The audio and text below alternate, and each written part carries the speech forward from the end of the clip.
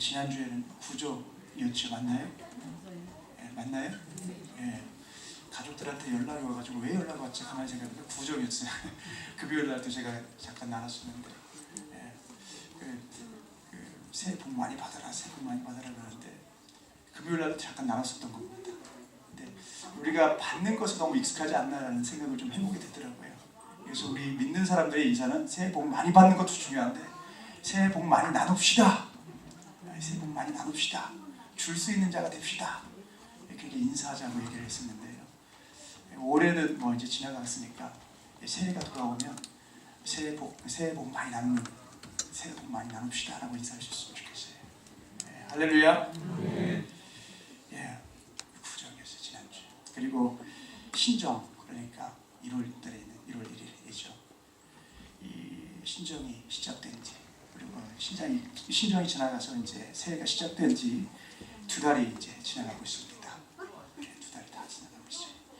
이러한 때 어떻게 우리의 삶을, 우리 신앙의 삶을 이제 승리하며 살아갈지, 어떻게 우리의 신앙생활을 바로 세우고 바로 행할지, 이것을 아는 것은 굉장히 중요하지 않나 싶어요. 예. 새해는 끝났나가 아니잖아요. 예. 더 중요한 겁니다. 성도님들에게 가장 중요한 것은 그 속에서 가장 중요한 것은 두말할 나위 없이 이 하나님의 뜻이지 않나 싶어요. 하나님의 뜻. 내 뜻이 아니라 하나님의 뜻. 하나님의 뜻을 잘 따라야만 바로 살 수 있고 온전하게 살 수 있고, 그리고 또 축복된 하루하루 승리하는 삶을 살 수 있지 않나 싶어요. 오늘 우리가 합독한 말씀인 이 로마서는요, 기독교 교리의 정수를 대표하는 그런 책입니다. 모은 그런 대표적인 책이에요. 이는 크게 둘로 나뉘는데요. 먼저 1장부터 11장까지 나뉘고요. 또 12장부터 16장까지 나뉩니다. 이 중에 1장부터 11장은요, 교리를 다루는 거예요. 교리를 다루는 거예요. 그리고 12장부터 16장은요, 기독교 신앙을 다룬다고 합니다. 네. 복음 진리에 합당한 삶이 무엇인지를 가르쳐주는 그런 내용들이 담겨 있다는 거예요. 오늘 본문은 기독교 신앙의 삶의 출발점이자 대강령의 말씀이에요.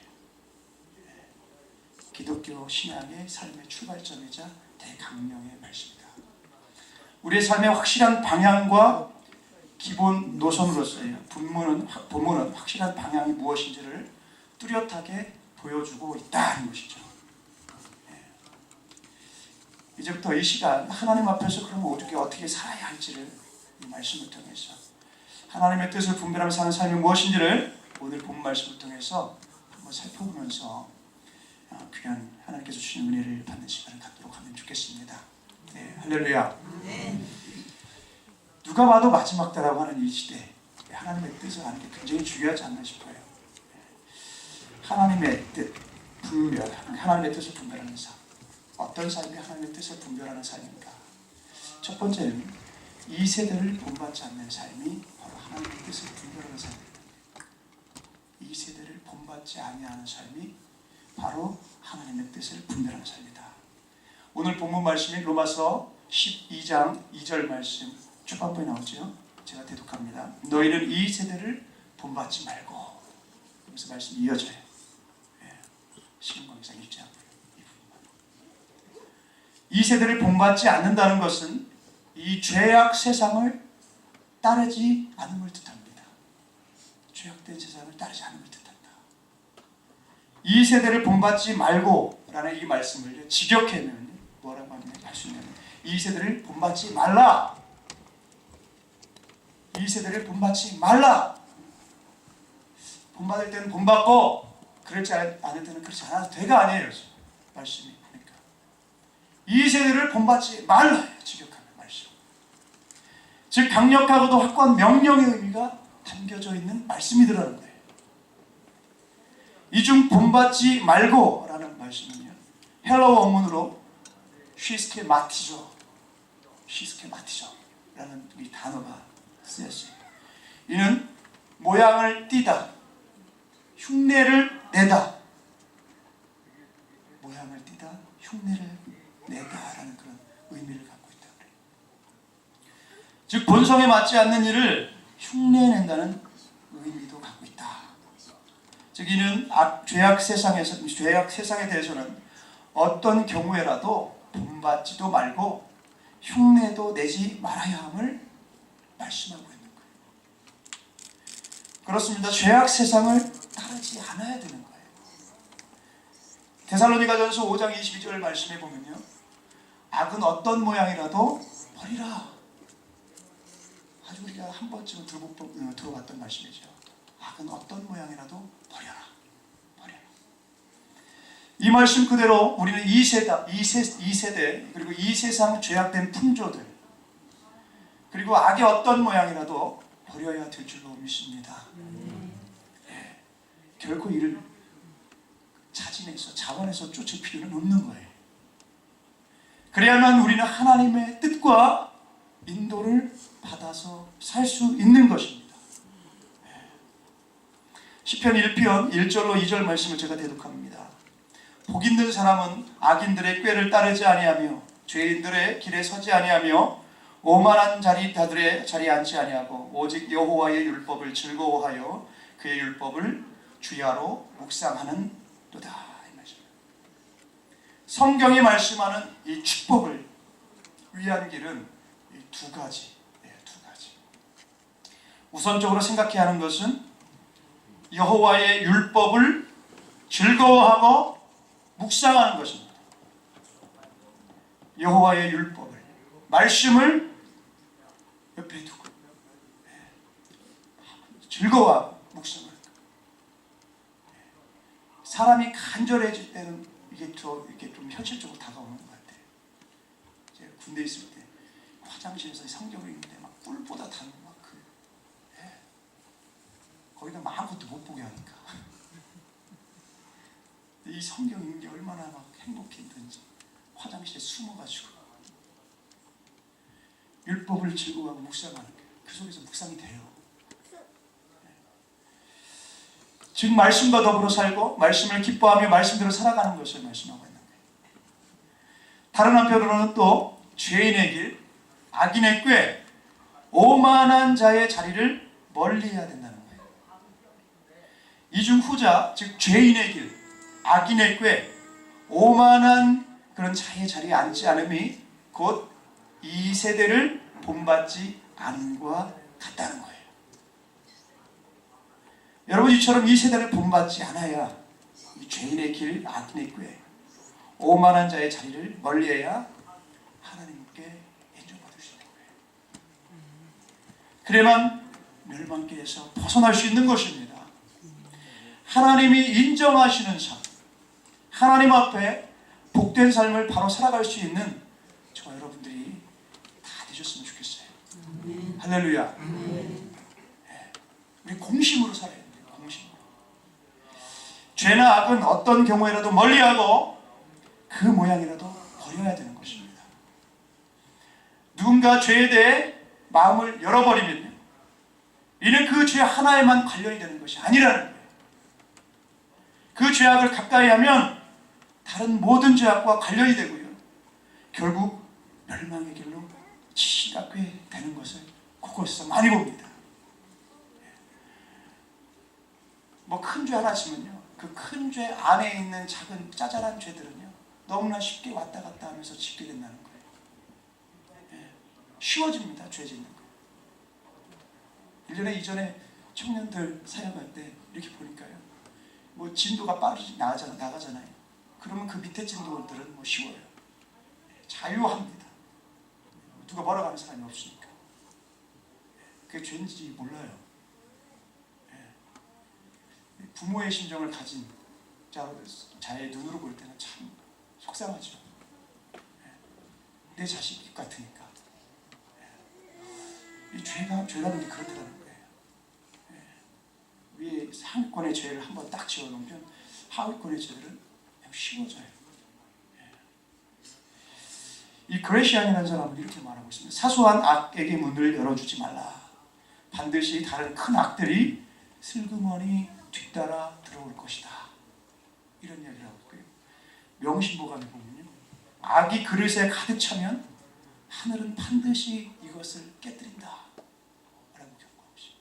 그리고 역경에 보면 악한 일을 해온 자에게는 훗날 반드시 재앙이 있게 마련이다. 이런 이야기들이에요.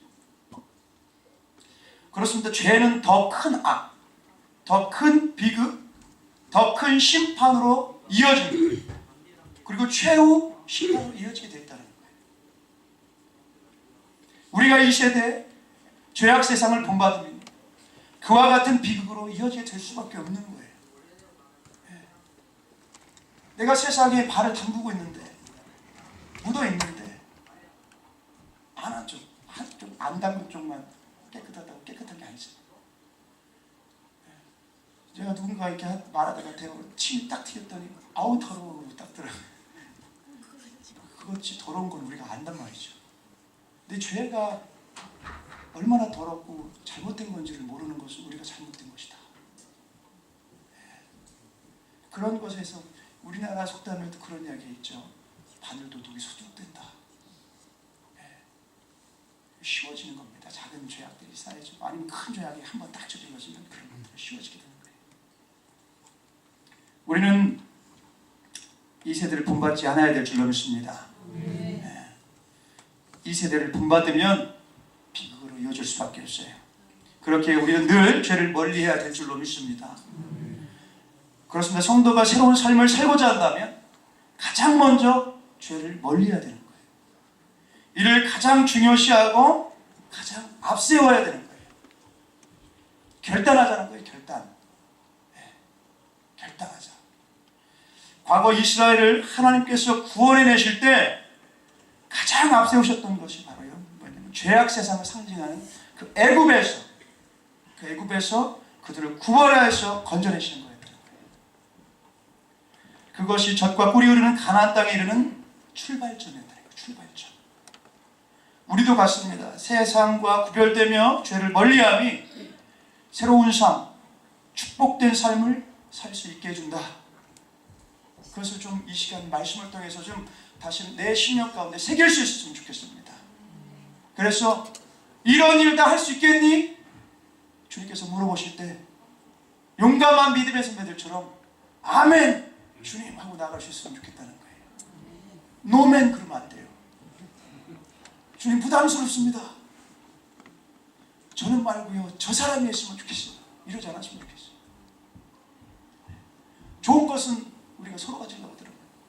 앞전에도 이렇게 예를 든 것처럼 블랙 프라이드 때는 막 줄을 서더라고요. 서로가 그 공짜는 거 가져가려고 싸게 하는 거 가져가려고. 좋은 건 줄 아니까. 사실은 영적으로 보면 그게 좋은 거잖아요. 영원한 거하고 직결되잖아요. 영원한 것을 사모하고 영원한 것을 잡기 위해서 나아갈 수 있는 저와 여러분이었으면 좋겠어요. 그래서 거룩한 부담감이 있을지라도 그것을 덥석 잡고 나아갈 때 놀라운 은혜를 경험하게 될 줄로 믿습니다. 우리가 말로만 우리는 꽹과리처럼 주여 주여 하는 자가 되지 않았으면 좋겠어요. 행함과 진실함으로 주님 앞에 나아가서 야 내가 저 사람 봤더니 야 거룩함이 있고 야 거룩함 속에 내가 정말 저 사람 믿는 예수 안 믿으면 큰일 나겠다. 이런 모습들이 막 곳곳에서 막 나타날 수 있었으면 좋겠어요. 막 뿅뿅 이상한 역사가 일어나는 것도 중요한데 그런 삶은 더 중요한 것 같아요. 할렐루야. 세상과 구별돼서 하나님의 귀하게 쓰임받는 축복의 통로로 쓰임받는 저와 여러분들이 다 되시기를 예수님의 이름으로 간절히 축원합니다. 아멘. 세상 것은 지금 당장은 좋아 보이는 것처럼 보여요. 근데 영원하진 않잖아요. 언젠가 다 썩어지고 없어질 것들이잖아요. 여러분 결단할 수 있었으면 좋겠습니다. 아멘. 그게 바로 하나님의 뜻을 분별하는 삶이라는 거예요. 올바로 분별할 수 있었으면 좋겠어요. 할렐루야. 아멘. 공중의 권세 잡은 사단 마귀 귀신은 어떻게든 우리로 하여금 미혹합니다. 유혹합니다. 세상이 더 좋게 보이고 크게 보이고 갖가지 이것저것들로 우리로 하여금 혼란스럽게 만든다는 거예요. 그것에 속지 말자는 것입니다. 할렐루야. 자, 하나님의 뜻을 분별하는 삶 두 번째, 보시겠습니다. 두 번째는 어떤 삶이냐? 마음을 새롭게 하는 삶이에요. 마음을 새롭게 하는 삶. 하나님의 뜻을 분별하는 삶. 두 번째는 마음을 새롭게 하는 삶. 오늘 본 말씀인 로마서 12장 2절 말씀을 다시 한번 제가 대독합니다. 너희는 이 세대를 본받지 말고 오직 마음을 새롭게 함으로 변화를 받아. 하나님의 선하시고 기뻐하시고 온전하신 뜻이 무엇인지를 분별하도록 하라. 이 말씀 그대로 우리가 하나님의 뜻을 바로 분별하려면 마음을 새롭게 해야 되는 거예요. 마음을 새롭게 해야 됩니다. 그러려면 공적인 마음이 필요해요. 사적인 마음이 아니라. 사적인 마음이 아니라 공적인 마음. 오늘 본문 말씀에서 새롭게 함으로, 지금 읽은 말씀에 새롭게 함으로라는 이 말씀이 나오죠. 이 표현은요, 헬라어 원문으로 아나카이노세이라는 말이에요. 아나카이노세. 이 단어가 좀 힘들어가지고. 아나카이노세라는 단어가 쓰였는데, 이는 한 사람이 그 전 인격, 도덕, 윤리, 의지를 다 하나님께 일치시키는 것을 뜻한다는 거예요. 이것을 일치시키는 것을 뜻한다. 즉 마음을 새롭게 하면 죄악 세상을 따르지 않고 하나님께 자기 마음을 맞추는 것을 뜻한다는 거예요. 여러분, 세상에는 주파수라는 것이 있습니다. 방송이나 라디오나 아니면 이게 촬영한 것을 외부로 송출할 때 일정한 주파수를 보내죠. 그 주파수에 맞춰야만 방송을 아니면 청취를 할 수 있습니다. 바꿔 볼 수도 있고요. 이와 마찬가지라는 거예요. 하나님의 축복을 받으려면 하나님의 뜻이 무엇인지를 바로 분별하려면 우선 우리의 마음과 생각과 뜻을 하나님께 맞춰야 된다는 거예요. 하나님께 맞춰야 된다. 그래야만 바로 서울 수 있고 바로 행할 수 있다는 거예요. 바로 설 수 있고 바로 행할 수 있다. 창세기 12장 1절로 4절 말씀을 제가 대독합니다. 여호와께서 아브라함에게 이르시되 너는 너의 고향과 친척과 아버지의 집을 떠나 내가 내게 보여줄 땅으로 가라. 내가 너로 큰 민족을 이루고 내게 복을 주어 내 이름을 창대하게 하리니 너는 복이 될지라. 너를 축복하는 자에게는 내가 복을 내리고 너를 저주하는 자에게는 내가 저주하리니 땅의 모든 족속이 너로 말미암아 복을 얻을 것이라 하신지라. 이에 아브라함이 여호와의 말씀을 따라갔고 롯도 그와 함께 갔으며 아브라함이 하란을 떠날 때에 75세였더라. 여러분, 우리는 성경 곳곳에서 이 마음을 새롭게 함으로 하나님 뜻에 일치시킨 인물들을 만날 수 있어요. 그 대표적인 인물로 지금 이 말씀, 대독한 말씀의 이 주인공인 이 아브라함을 들 수 있습니다. 아브라함. 그는 하나님께서 그에게 이르시는 말씀, 그 하나를 붙들고요, 본토 친척 아버지 집을 떠납니다. 이 시대에 본토 친척 아버지 집을 떠난다는 것은 목숨을 걸어야 되는 것입니다. 즉 그는 하나님 말씀에 자기 생각과 뜻을 일치시켰다는 거예요. 이어지는 삶도 같아요. 갈대 우르에서 하나님의 부르심을 쫓아 함께 떠난 롯이 분가할 때, 또 이스마엘을 집에서 내보낼 때도, 심지어 자기 독자 이삭을 번제로 바치려 할 때도 자기 생각을 내세우지 않았다는 거예요. 이거 쉬운 일 아니죠. 한시도 자기 생각을 내세운 적이 없다는 거예요. 오직 하나님 말씀을 따르고 하나님 뜻에 자기 뜻을 맞추었다는 거예요. 여러분, 믿음의 삶은 다 이와 같습니다. 믿음의 삶이라는 거예요. 이게 부부가 결혼해서 살다 보니까 저도 그래요. 사랑이 뭔가 있다니 맞추는 거예요. 맞추는 거. 처음에는 나를 맞춰봐. 일방적으로. 근데 이제 나중에는 이렇게 하면 안 되는구나 깨달아서 맞춰가잖아요. 철들면 부부관계. 아이들도 마찬가지더라고요. 그 아이에 맞게끔 맞춰줄 것은 맞춰줘야 돼. 너는 무조건 내 말만 들어야 돼. 그게 아니더라는 거죠. 어느 정도의 교육은 필요하지만 사람과 사람 사이도 마찬가지, 관계와 관계 사이도 마찬가지입니다. 근데 요즘은 PR 시대가 있고 이 자기 뜻대로 안 되면 막 화가 나게끔 하는 그런 시대인 것 같아요. 좀 뭔가 모자라게끔 만드는 시대. 이 시대의 풍속이 그렇습니다. 나만 아니면 돼. 이런 이기주의를 만들고요. 자꾸 세상이 삭막해지고 있어요. 정의 사라지고 인색해지고 무정하고 무감각하고. 옛날에는 뭔가 이렇게 정해가지고 그냥 붙들기만 해도 후수했잖아요. 뭔가. 근데 요즘에는 저 사람이 다 속이지 않을까. 이 적대관계로 생각합니다. 이 세상이 그래요 지금. 가면 갈수록 더 그렇게 될 것 같습니다. 보니까 나눔이 사라지고 받지 못하면 화를 내고 짜증을 내고 그런 시대가 되어버렸어요. 맞추는 게 쉬운 일은 아닌데요. 그게 훈련된 사람들은 하나님의 뜻을 잘 쫓을 수 있는 거예요. 가능성이 높은 겁니다. 그렇지만 그렇지 않은 사람들은 그게 더 훈련되면 더 훈련된 그런 티가 나게 돼 있겠죠. 여러분, 하나님의 뜻을 맞추는 것, 그게 바로 믿음의 삶이라는 거예요. 그렇게 살아가는 과정이요, 그 신앙생활이고요, 천성을 향해 가는 역정이라는 거죠. 우리의 주소는 여기가 아니잖아요. 우리는 하늘의 시민권을 가지고 있잖아요. 천국에 우리의 주소가 있잖아요. 영원한 주소. 거기에 우리는 포인트가 있어야 됩니다. 여기에 뭔가 두고 살아갈 때 움켜쥐려고 하는 게 강해질 수밖에 없어요. 내 뜻대로가 강해질 수밖에 없는 것 같아요.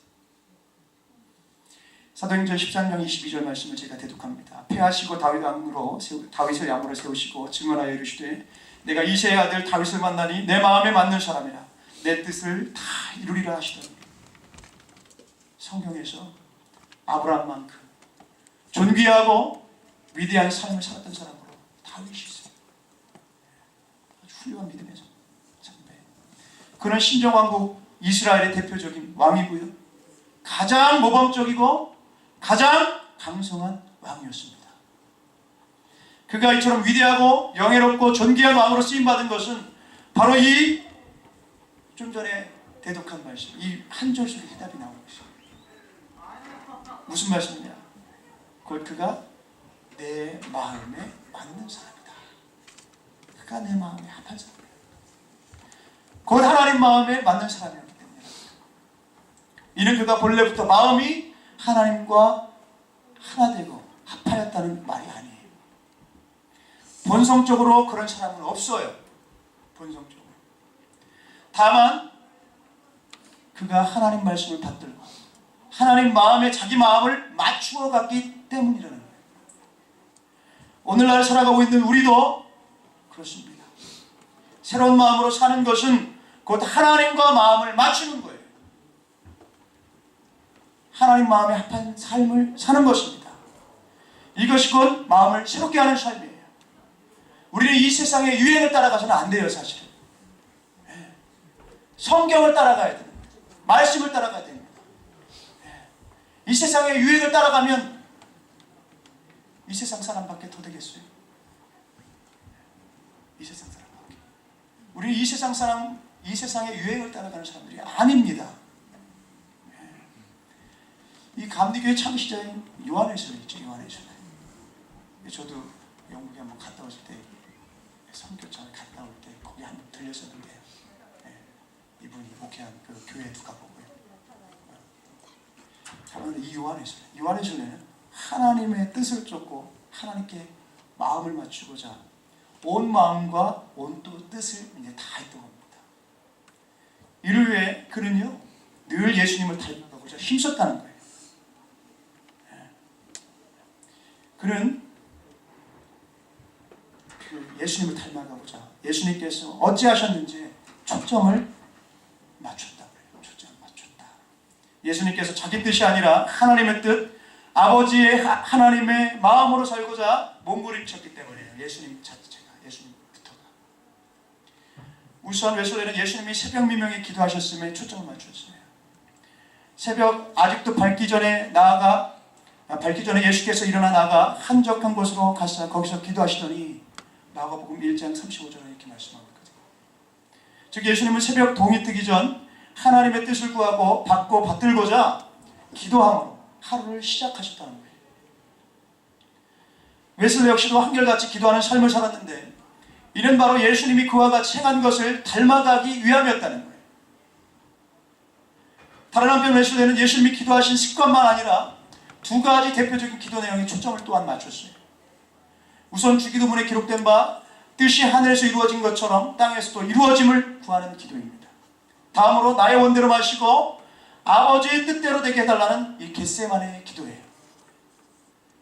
제가 이 말씀이 나오는 마태복음 6장 10절 말씀하고 26장 42절 말씀을 이어서 대독하겠습니다. 나라가 임하시오며 뜻이 하늘에서 이루어진 것 같이 땅에서도 이루어지리라. 26장 42절 다시 두 번째 나가 기도하여 이르시되 내 아버지여 만일 내가 마시지 않고는 이 잔이 내게서 지나갈 수 없거든 아버지의 원대로 되기를 원하나이다 하시고, 이 모든 기도에서 예수님은요 하나님의 뜻을 먼저 우선적으로 생각하셨음을 보여줍니다. 웨슬레는 예수님의 이러한 모습을 통해 자신이 먼저 구해야 할 것, 먼저 이루고자 해야 할 것이 곧 하나님의 뜻임을 분명히 했다는 거예요. 분명히 했다. 이것이 바로 그의 사역의 핵심이었고 목표였으며 그가 늘 힘썼던 일이었다는 거예요. 이 때문에 그는 실로 축복된 삶을 살았잖아요. 여러분, 우리는 늘 하나님의 뜻을 분별하고자 힘써야 될 줄로 믿습니다. 이를 위해 최우선적으로 마음을 새롭게 하는 삶, 하나님 마음에, 말씀에 우리의 뜻과 생각을 맞춰나가는 삶을 살아야 될 줄로 믿습니다. 할렐루야. 그런 삶을 살아서 승리하시는 저와 여러분들이 다 되시기를 예수님의 이름으로 축원합니다. 자, 그러면 하나님의 뜻을 분별하는 삶 마지막 세 번째 보시겠습니다. 마지막 세 번째는 우리 몸을 하나님이 기뻐하시는 거룩한 산 제물로 드리는 삶이에요. 하나님의 뜻을 분별하는 삶 마지막 세 번째는 우리 몸을 하나님이 기뻐하시는 거룩한 산 제물로 드리는 삶이에요. 오늘 본 말씀 로마서 12장 1절 말씀을 제가 대독합니다. 그러므로 형제들아 내가 하나님의 모든 자비하심으로 너희를 권하노니 너희 몸을 하나님이 기뻐하시는 거룩한 산 제물로 드리라. 이는 너희가 드릴 영적 예배니라. 우리 몸을 하나님이 기뻐하시는 산 제물로 드리는 삶이라는 것은요 바로 예배하는 삶이에요. 예배하는 삶. 제물이란 헬라어로 뒤시아라는 단어로 같이 됐어요. 뒤시아. 이는 희생 제물을 뜻하는 단어이고요. 하나님께만 드리며 하나님께만 구별하여 드리는 제사를 말한다는 거예요. 우리 성도들의 삶이 특별하고 구별된 이유는 우리 성도들의 신앙생활이 복된 것은 바로 이 제사, 이 예배와 직결되기 때문에, 직결되기 있기 때문인 것입니다. 하나님께 구별하여 드리는 제사, 즉 예배의 삶 때문입니다. 예배는 한편으로 섬김, 충성의 의미도 갖는데요. 본래 우리는 하나님을 섬기고 하나님께 충성하기 위해 지음받았어요. 예배가 이와 같은 삶을 가능케 합니다. 이 면에서 예배는 최고의 믿음의 결실이라는 거예요. 우리가 하나님의 뜻을 구한다면, 하나님의 뜻을 분별한다면 늘 예배의 삶을 살고자 힘써야 되는 것입니다. 삶 자체가 예배가 돼야 되는 거예요. 삶 자체가. 주일날이나 우리 교회 와서 드린 예배뿐만이 아니라 삶 자체가 예배가 돼야 돼요. 예배가 하나님의 뜻을 분별하는 삶의 최종적 모델인 것은 이 계시록의 말씀이 입증해 주고 있어요. 계시록 7장 11절로 12절 말씀을 제가 대독하겠습니다. 모든 천사가 보좌와 장로들과 내 생물의 주위에 서 있다가 보좌 앞에 엎드려 얼굴을 대고 하나님께 경배하여 이르되 아멘. 찬송과 영광과 지혜와 감수와 존귀와 권능과 힘이 우리 하나님께 세세토록 있을지어다. 아멘 하더라. 지금 대독한 이 말씀에서 보시는 것처럼요, 장차 천국에 들어가면 모든 천사들, 장로들이 영원한 천국에서 하나님께 찬송하고 경배하게 된다는 거예요. 즉 계시록은 예배가 가장 궁극적이고 가장 복된 모습임을 기록하고 있는 것입니다. 여러분, 가장 복된 천국, 가장 영광스러운 천국은 바로 예배하는 거예요. 예배하는 것. 하나님의 뜻을 분별하고 하나님의 뜻대로 사는 이들, 하나님의 뜻을 구하는 이들은 당연히 천국을 구하고 소망하게 돼 있다. 반자동적입니다. 반자동적. 우리가 뭐 특별하게 할 일 없어서 이렇게 하는 게 아니잖아요. 당연히 그들은 예배하는 삶을 살게 돼 있다. 성경에서 아브라함, 다윗에 필적할 만큼 축복된 인생을 살았던 사람, 아니 그 어떤 사람보다 더 큰 축복을 받았던 사람이라고 한다면 바로 야곱이지 않나 싶어요. 야곱. 그가 성경에서 그처럼 복된 인물이라고 소개되는 것도 아니에요. 예배에 있다는 거예요. 예배. 자주 말씀드리지만 히브리서 11장 21절 말씀을 제가 대독하겠습니다. 믿음으로 야곱은 죽을 때 요셉의 각 아들에게 축복하고 그 지팡이 머리에 의지하여 경배하였으며. 야곱은 죽음의 자리에 이르러서도 죽어가면서도 지팡이 머리에 의지해서 경배했다는 거예요. 누구에게 경배했어요? 하나님께 경배했다. 네, 죽어가면서까지. 이것이 하나님 보시기에 귀했고 복되었다는 거예요. 복이 되었다. 네, 복이 되었다.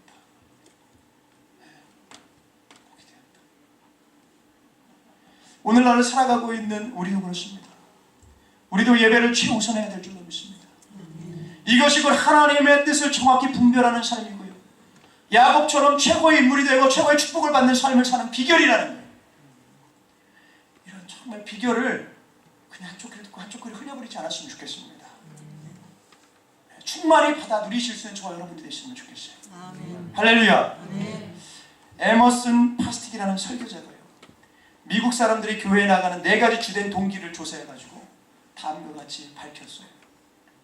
교회에 나가는 동기가 뭔가? 이 미국 사람들이 이 조사를 해봤더니 첫째로 생활 습성이나 관습 때문이라고 했고요.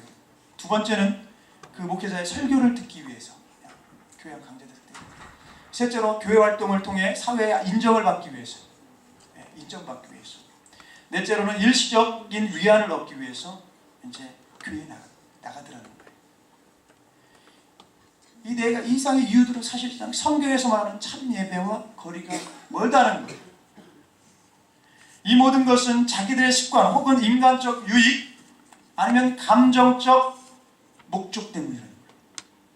하지만 참 신앙, 참 예수님, 성령의 사람은요, 오로지 하나님을 만나기 위해서, 하나님께 예배하는 감격을 위해서 대속해 주신 은혜를 감사하고 그 사랑의 표현으로 교회에 나가는 거라는 거죠.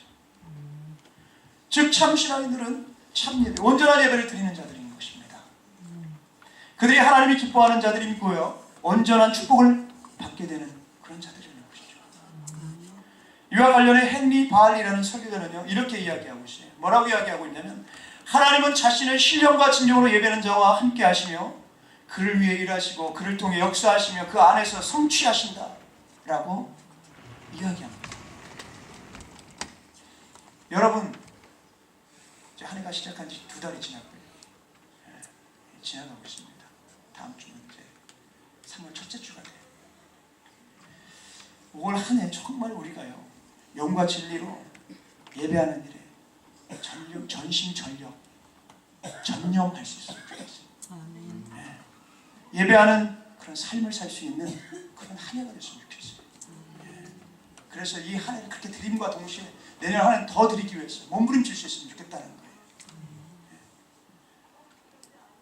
제가 이렇게 효자들이 주변에 좀 있어가지고 보니까요, 효자들은 어떤 게 효자인가 이렇게 가만히 보니까요, 부모님에게 뭔가 드리는데 더 못 드려서 아쉬워. 더 못 드려서 아쉬워. 이번에 용돈 200불, 300불밖에 못 드려서 어떻게 하지? 아쉬워. 근데 불효자는 어떤 게 불효자인가 봤더니, 주었으면 됐지 왜 더 달라고 그러세요? 이러더라는 거예요. 가만 보니까. 우리가 정말 주님을 사랑하십니까? 주님을 사랑하십니까? 주님께서 원하시는 것을 더 드리지 못해서 아쉬울 수 있는 사람들이 되어야 된다는 거예요. 우리가 그저 제한적으로 내 스스로가 주님의 뜻을 유산시키지 않았으면 좋겠습니다. 마지막 때가 돼가면 돼갈수록 더 드리지 못해서 아쉬운 정말 그런 자들이었으면 좋겠어요. 하나님께 효자, 효녀들이 됐으면 좋겠습니다. 할렐루야. 아멘. 그래서 하나님께서 정말 그런 자에게 함께 하시는 놀라운 은혜와 축복을 경험으로 가질 수 있었으면 좋겠어요. 하나님께서요, 그런 사람들이 어떻게 하냐면 그런 사람들과 함께 일하시고 통해 역사하시고 거룩한 뜻을 성취하신다는 거예요. 그런 믿음의 주인공들이 되면 좋잖아요. 네. 제가 영국도 해보고요, 뮤지컬도 해봤는데요, 그리고 오페라도 해보고 다 해봤어요. 근데 엑스트라는 별 볼 일 없더라고요. 네. 주인공을 위한 것들이 다 주인공들을 위한 것들입니다. 저는 여러분들이 다 믿음의 주인공들이 됐으면 좋겠어요. 아멘. 엑스트라가 되지 않았으면 좋겠어요. 할렐루야. 아멘. 그런 거룩한 축복의 통로들이 다 되시기를, 주님의 간곡한 뜻을 이루어드릴 수 있는 그런 거룩한 축복의 통로들이 다 되시기를 예수님의 이름으로 간절히 축원합니다. 아멘. 할렐루야. 아멘. 말씀을 정리하겠습니다. 우리는 더욱 하나님의 뜻을 분별하며 사는 성도님들이 됐으면 좋겠습니다. 이를 위해서 죄악 세상을 따르지 말고 늘 마음을 새롭게 하는 삶, 곧 하나님의 뜻에, 말씀에 저와 여러분들의 뜻을 맞추실 수 있는 그런 삶을 살았으면 좋겠어요. 그리고 또한 늘 예배하는 삶을 사십시다. 결단했으면 좋겠어요. 이래서 우리의 삶이 하나님의 선한 뜻을 이루면서 하나님의 축복을 넘치도록 받아 누리는 삶을, 풍성한 삶을 살게 해줄 줄로 믿습니다. 아멘. 그런 거룩한 특권을 받아 누려서 거룩한 믿음의 행진을 이어가시는 저와 여러분들이 다 되시길 예수님의 이름으로 간절히 축원합니다. 아멘. 할렐루야. 아멘. 할렐루야. 아멘.